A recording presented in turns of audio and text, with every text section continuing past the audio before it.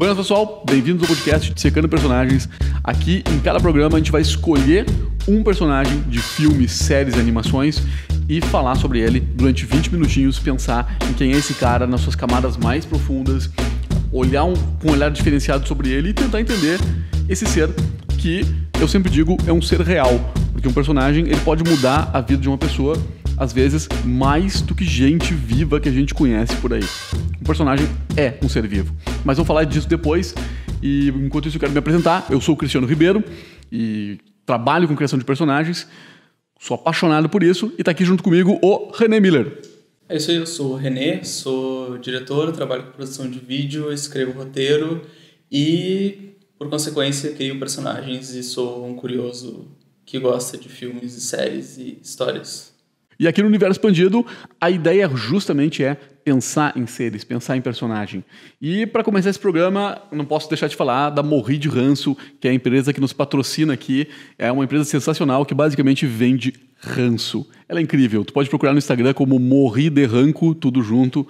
E eles têm camisetas, planners, um monte de coisa, caneca, pra gente rançosa. E se tu te identificou, se tu é rançoso, entra lá, curte a página e te delicia, porque é insuportavelmente rançoso. E nesse primeiro programa a gente escolheu um personagem excêntrico, curioso e incrivelmente profundo para começar a falar sobre ele, que é o professor da Casa de Papel. E para nos ajudar com isso a gente fez uma postagem no Instagram perguntando a opinião da galera sobre ele e ao longo do programa a gente vai falando o que o pessoal pensa dele aqui. Se tu curte o podcast, se tu curte esse episódio, fica ligado lá no nosso Instagram, que é Universo.expandido, porque sempre que a gente for gravar um novo, a gente vai postar lá uma pergunta sobre o personagem que a gente vai gravar. E aí, quem sabe, tu contribui com a gente. Então, para começar, René, quem é o professor? O que tu acha desse cara? Cara, o professor é um cara muito estranho, na real, né? Que se disfarça um pouco de cara comum, mas é um cara bem complexado e com mania de controle e meio maluco mesmo, né? Se tu olhar o professor, ele é legal, assim, é um personagem que a primeira camada dele, como tu falou, é da pessoa mais comum do mundo. O cara que podia estar sentado aqui com a gente gravando um podcast, que podia estar na padaria comprando um pão. E ele se veste normal, ele tem uma aparência física normal, ele não tem uma cara de alguém controlador, psicopata. É um cara bem normal, levemente nerd, mas nada demais, assim. E acho que a escolha do ator foi perfeita. O ator foi muito bom, sim. Porque escolheram um cara que não tem uma cara preparada, aquele ator que marca, sabe? Não poderia ser o Will Smith, não poderia ser o Antônio Bandeiras. Sim. É um personagem que não marca, é um cara normal. E ele não tem uma cara de herói nem de vilão, eu acho, sabe? Tipo, ele tem uma cara muito normal mesmo, assim. Ele é a pessoa mais comum do mundo. E ele é incrível, cara, porque a primeira camada dele é de uma pessoa normal e que não se tem como desconfiar dele. Nunca, jamais a gente desconfiaria do professor se ele estivesse aqui no meio de nós. Inclusive, ele sabe disso e ele usa isso no plano dele, a favor dele. Então, o professor, ele é um cara repleto de camadas. E, assim, normalmente um personagem, ele tem camadas que, assim como a gente tem camadas, nós somos cobertos de camadas. Um exemplo... Eu, aqui com vocês, eu sou de um jeito. Na minha casa, eu falo coisas diferentes, eu ajo de um jeito mais despojado, diferente. Com meus pais, eu falo de um jeito. A gente tem camadas diferentes. Todo mundo, cada um nos seus grupos, a gente sempre tem isso, né? No grupo do trabalho, no grupo dos amigos, no grupo de casa. A gente sempre vai interagir um pouco diferente com aquelas pessoas, né? É como o próprio Batman disse, o Bruce Wayne, do primeiro filme lá do Michael Keaton falou... Todo mundo usa máscara, não é só o Batman. Mas, além de tudo, a gente tem camadas de profundidade também que muitas vezes a gente não se dá conta. Que as pessoas, quando elas vão nos conhecendo, elas vão conhecendo as nossas camadas mais profundas, assim. Os nossos medos, os nossos traumas. E algumas vezes, essas camadas elas não são de propósito, elas não são pensadas, elas estão ali. E a gente nem gosta delas. E tem vezes que as pessoas conhecem essas camadas que a gente nem sabe sobre a gente. Isso é uma coisa muito importante de se pensar quando tu tá criando um personagem, sabe? Eu acho que é muito fácil cair num caminho de tu acabar tendo um personagem raso, que acaba sendo o problema com vários vilões, por exemplo, que é aquele cara que só quer destruir o mundo e ponto, não tem muita explicação, assim, sabe? Um personagem, o mais legal dele é que, assim, essas camadas dele, eles vão dando apego, a gente vai se apegando a eles, entendendo eles. E as nossas camadas não são nem sempre propositais, mas a impressão que eu tenho sobre o professor é que tudo nele é proposital. Cada camada criada nele é proposital. Eu tenho a impressão que até o medo, quando ele finge ter, parece ser proposital. Sim. Isso torna o professor um personagem muito curioso. A gente não sabe o que é ou não proposital, a gente chuta, porque ele é um cara manipulador a um nível extremo. Será que ele gosta mesmo da Raquel? Pois é, eu fiquei a terceira temporada toda tentando entender isso. Eu acho que ele gosta, mas ele não gosta do fato de gostar dela. Deu pra entender o que eu quis dizer? Sim, entendi, mas eu realmente não sei se ele realmente se finge que gosta para ela estar do lado dele no plano. Será mesmo que ele gosta? Será mesmo? Eu entendo o que tu disse, mas eu tenho dúvida ainda se isso não faz parte, inclusive, da manipulação dele. Eu acho que não, eu acho que ele se perdeu no caminho. Eu acho que isso é o tipo de coisa que não fazia parte do plano dele, que aconteceu e que ele não conseguiu evitar, mas que ele não gosta disso, né? É possível. Essa é uma camada, de repente, se tu tiver razão, essa é uma camada que ele não gosta e não compreende dele. De repente, seja a maior fragilidade dele, e o que a vilã da temporada, que eu não me recordo o nome, aquela mulher que tá grávida, se parar pra pensar, ela não é a vilã, né? É muito discutível se é vilã ou mocinha, mas tudo bem. Depende do ponto de vista que a gente tá vendo a história, né? É muito interessante, como na Casa de Papel, a gente tá vendo a história do ponto de vista dos, entre aspas, vilões, né? É só uma questão de ponto de vista, né? É verdade. Mas ela, se tu tem razão mesmo, ela pegou a fragilidade dele, que é uma coisa que ele não gosta, ele não poderia se envolver com alguém. Eu acho que sim, eu acho que é uma coisa que vai ser muito explorada agora na 4ª temporada. É verdade. De repente, esta foi uma camada que ele não planejou. E isso muda tudo, porque ele tem tudo absolutamente planejado. Ele é um jogador de xadrez que pensa em cada passo 10 movimentos antes. Total. E isso é muito claro na primeira temporada e é um dos problemas que ele mais enfrenta nessa 3ª temporada, nesse novo roubo que eles resolvem fazer. Porque no primeiro roubo ele teve anos para planejar tudo aquilo, né? Literalmente. Então ele realmente sabia cada passo. E na 3ª temporada, com esse novo roubo, ele não teve tempo de planejar tudo e ele sofre muito com isso, né? Ele se apega muito a isso e várias coisas dão errado por causa disso. A gente não falou, mas é meio óbvio que esse podcast tem spoilers de Casa de Papel, né? É verdade. A gente devia ter falado isso no início do podcast, mas... Então, se tu não assistiu Casa de Papel, para de assistir agora, porque vai piorar, tá? Para de ouvir o podcast e vai assistir Casa de Papel, daí tu volta aqui, tá? Cara, é um seriado maravilhoso. Eu achei uma coisa legal. E uma coisa que me surpreendeu, assim, foi ver uma coisa que ela não faz parte das coisas que a gente costuma ver. A gente está acostumado com linguagem audiovisual americana e brasileira. Mas espanhola? Eu fico muito feliz em ver séries que não são americanas. Lógico que eu fico feliz em ver séries brasileiras, mas é muito legal quando a gente vê outras séries, assim, né? Antes de gravar o podcast, a gente estava falando sobre Dark também, que é uma série alemã muito foda, e La Casa de Papel, pra mim, é um outro exemplo disso. E eu fico com muita vontade de ver outras séries de outros lugares, sabe? Como deve ser uma linguagem da África do Sul, como deve ser uma linguagem da televisão em outros lugares, o Suriname, seja lá onde for, sabe? É muito isso que eu fico pensando, assim, porque mesmo quando a gente foge do padrão americano, a gente normalmente vai para um padrão europeu, né? E é muito interessante. Eu queria muito ver outras coisas de outros lugares, mas a gente fugiu um pouquinho do assunto. Vamos voltar pro professor. Voltamos pro professor, então. Assim, se tu pensar em toda a composição desse personagem, porque assim, ele tem camadas, e o ator e o diretor e o roteirista, eles nos entregam muito pouco do que eles sabem do personagem. E aí eles nos entregam algumas coisas em falas, algumas coisas em imagens, algumas coisas em movimentos. Então, quer ver uma coisa que eu acho muito interessante do professor? Já perceberam que os movimentos do professor são muito controlados, e inclusive quando ele senta, ele tem dificuldade de encostar as costas na cadeira. Ele não encosta as costas na cadeira. Ele fica com a postura super certinha, que fica ali... Sempre ereto, assim, ele não encosta, ele não relaxa. Ele não relaxa nunca, né? Ele nunca tá relaxado. Mesmo quando ele tá deitado, assim, que mostra algumas cenas, ele tá, tipo, retinho, assim, com o braço reto do lado do corpo, travado, sabe? A impressão que dá é que tá sempre preparado para alguma coisa. Ele não relaxa jamais, e o ator pegou isso muito bem. Ele não cria movimentos normais como uma pessoa teria. Quer ver uma coisa? Eu, o René, qualquer um de vocês que está assistindo, a gente faz movimentos que a gente não sabe explicar. E isso eu sempre digo, um bom ator, um bom animador faz isso num personagem. Que é, por exemplo, assim, a gente está passando na rua e por algum motivo estranho a gente arranca uma folhinha de uma árvore. Cara, por que eu arranco a folhinha da árvore? É porque eu quero depredar a natureza?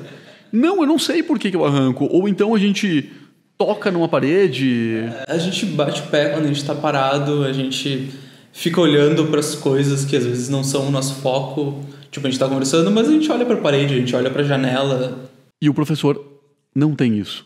Ele não tem movimentos involuntários, a não ser um que eu percebi, que é ele dar uma coçada no nariz quando ele tá com algum problema e ele tá querendo pensar, ele tem um tique de coçar no nariz. Sempre que ele coça no nariz, ele tá tentando... É como se ele ativasse um botão ali, dizendo assim, pensa, pensa. É uma solução audiovisual que eu acho que os diretores da série tentaram inserir, porque a Raquel também tem a coisa da caneta no cabelo dela, sabe? Eu acho que eles tentaram inserir esses tiquezinhos, assim, nos personagens, pra também... sei lá, dar uma camada, dar um, tipo assim, um sinal pro espectador de que algo vai acontecer, sabe? É verdade, o né? da Raquel até me incomoda um pouco, porque eu acho que eles exageram às vezes, assim. Tem tipo umas 3 vezes por episódio ela colocando e tirando a caneta, sabe? E é engraçado, o movimento dela é muito exagerado, ela levanta os cotovelos até um nível acima da cabeça, né? Não é só arrumar o cabelo, é os cotovelos acima, então... Ela é mais expansiva, né? Eu acho que isso também é um contraponto ao professor, sabe? Porque ela é expansiva e ele é um cara super introspectivo, né? Tem isso também, é verdade. A Raquel, ela é mais pra fora e ele é mais pra dentro, né? Claro. Também é legal pensar nisso quando você tá fazendo o personagem, sabe? Mais do que só o personagem principal ou só o personagem X, é os personagens que vão interagir com ele, né? Porque é isso que vai trazer uma complexidade a mais pro personagem. Tipo, o Robin nada mais é do que alguém pro Batman poder conversar, sabe? Agora, na nova série dos Titãs, não. Ele não quer nem conversar com o Batman. Mas beleza. Mas tu tem razão. 100% de razão. Ele odeia o Batman na nova série. Mas ok. Tanto que no trailer tem uma cena clássica que diz Fuck Batman. Sim. Mas ok, é verdade. É um personagem pro Batman interagir. E além de tudo, não sei se vocês perceberam, mas o professor, ele não joga só com a polícia. O professor, ele joga com a gente. Ele tá o tempo todo jogando com a gente, porque a gente não sabe o que esperar. E lá pelas tantas ele joga conosco. E ele joga até com os parceiros dele ali, com os ladrões que estão dentro do roubo e ele tá fora. E muitas vezes ele tá jogando com o pessoal que tá dentro, porque eles não sabem exatamente todas as peças do plano dele, e isso faz parte do plano dele, né? É verdade, né? Ele é um jogador, cara. E me irrita perceber que ele tá jogando com todo mundo, até comigo. E tá me enganando, e eu tô gostando. Pô. A grande verdade é que se tu para pra pensar, ele é péssimo, sabe? Tipo, ele é um ser humano horrível. Desconsiderando toda a questão do roubo e tudo mais, ele é uma pessoa extremamente manipuladora. A palavra essa é manipulador. Eu não sei, até eu não sou psicólogo pra falar, mas eu não sei se não tem um quê de psicopatia ali, sabe? Também. Mas é muito interessante como os criadores conseguiram transformar esse cara, a princípio ruim e manipulador, com uma pessoa que tu acha legal. Cara, como é que a gente gosta desse cara? Ele não é legal. Isso acontece com alguns bons vilões também, né? Tipo, o Coringa todo mundo gosta, por pior que ele seja. A gente viu isso com o Thanos, com o Killmonger. E a gente vê isso com o professor, que não é o vilão da história, mas não é uma pessoa boa. É verdade. Sabe o que é interessante? Porque ele é uma versão controlada do Coringa, sabe? O professor é um Coringa de um outro ponto de vista, sabe? O César Janini acabou de mandar uma mensagem pra gente dizendo que o professor é um gênio, inteligente, esperto, objetivo, além de perder o controle fácil. Isso é verdade. Isso é verdade. Eu não tinha me dado conta que ele perde o controle fácil. Mas eu acho que mais na terceira temporada, né? Nas 2 primeiras ele não é tão assim, porque ele tá mais bem preparado, né? Mas algumas vezes ele perdeu. Sim, claro, algumas vezes ele perde. Eu não tinha percebido o perder o controle dele. E assim, ele botou também que é emotivo, tímido e estratégico. Mas isso de perder o controle é verdade. E o lance de ser emotivo também é verdade, apesar dele não demonstrar, né? Ele trabalha muito para esconder isso, e é muito claro que isso é um problema na relação dele com a Raquel, né? Porque quando alguma coisa sai fora do plano dele, ele se desespera. Sim. Ele sai do controle, assim, sabe? Ele sai do controle literalmente, né? Sim, total. Olha só, a Emily Santana mandou pra gente aqui no Instagram, @universo.expandido, mais uma contribuição sobre o professor. Ela falou que ele é perigosamente atraente, analítico, racional e carente. Carente. Pois é. Eu não tinha pensado perigosamente atraente. Cara, a gente se atrai por ele. A gente, como espectador, se atrai, a gente gruda na tela. O atraente também pode ter uma conotação sexual, mas, cara...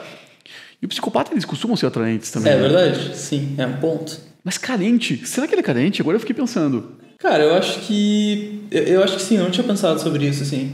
Mas eu acho que sim, eu acho que por isso que ele acabou ficando sério com a Raquel, mesmo não sendo parte do plano dele, sabe?